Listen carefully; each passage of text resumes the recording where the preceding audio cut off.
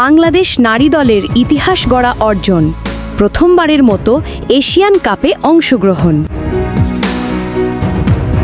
বাংলাদেশ নারী ফুটবল দল লিখে দিল নতুন এক ইতিহাস।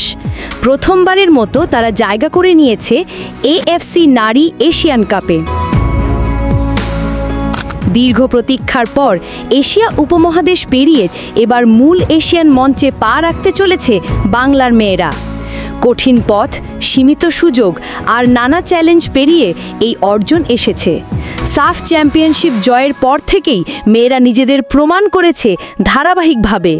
এবার সেই ধারাবাহিকতা নতুন উচ্চতায় পৌঁছেছে।